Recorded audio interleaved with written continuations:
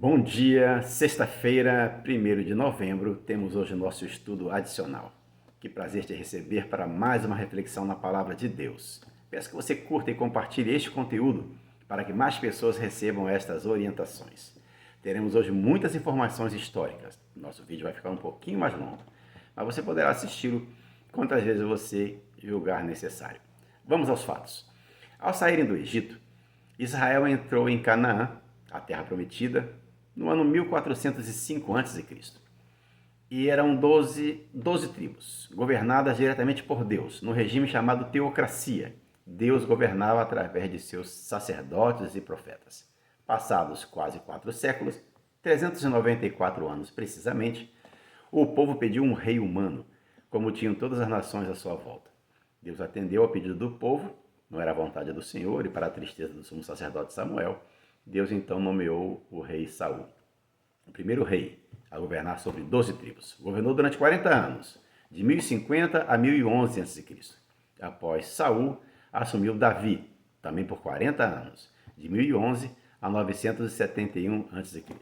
Após Davi, veio seu filho Salomão, que governou também por 40 anos, de 971 a 931 a.C.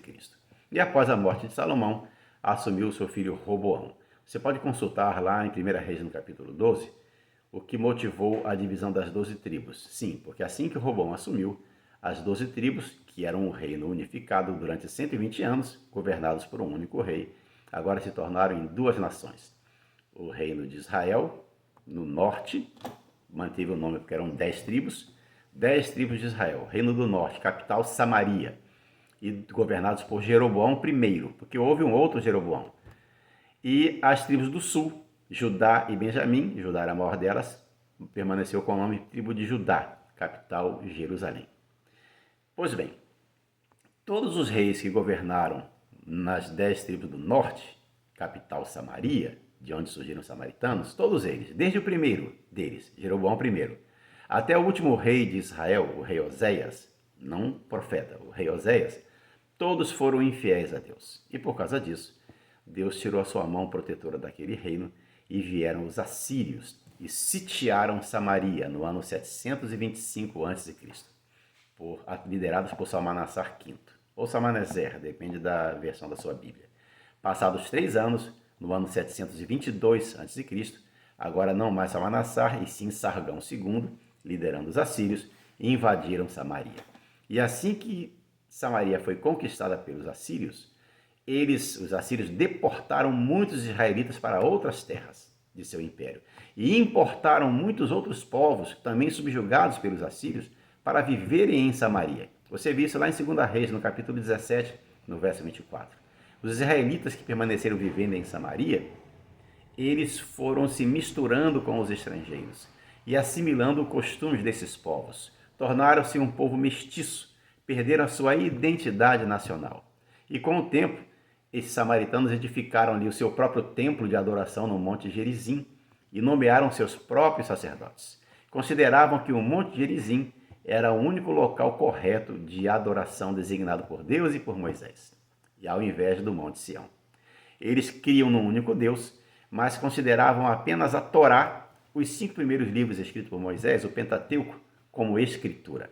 Desprezavam os escritos proféticos e todas as outras tradições dos judeus. E para finalizar, quando os judeus voltaram do cativeiro babilônico, sim, porque as tribos de Judá foram sitiadas e invadidas por Nabucodonosor, em 3 incursões militares. Quando os judeus foram para Jerusalém para reconstruir o templo que Salomão edificou durante 7 anos, de 966 a 959, durante seu reinado, Salomão edificou um templo belíssimo. Esse templo veio abaixo, na terceira e última invasão de Babilônia em Jerusalém, no ano 586 a.C. Então, repito, quando os judeus voltaram para Jerusalém para reconstruir o templo, os samaritanos se apresentaram, pedindo que permitissem a eles ajudarem na reconstrução, o que foi imediatamente negado. Os judeus não aceitaram aquela proposta de um povo que já estava totalmente misturado, sem uma identidade nacional, com uma religião toda contaminada. E o que os samaritanos fizeram depois dessa rejeição? Tornaram-se opositores. Começaram imediatamente a fazer grande oposição contra os judeus e atrasaram então a obra de reconstrução do templo. Está lá em Esdras, capítulo 4, dos versos 2 ao 5. E para piorar, passado o período da reconstrução do templo, que aconteceu lá liderados os judeus por Zorobabel, veio logo a seguir Neemias, no ano 444 a.C., para reconstruir os muros da cidade. Neemias chegou lá em Jerusalém, nesse ano, 444 a.C., e o que ele encontrou?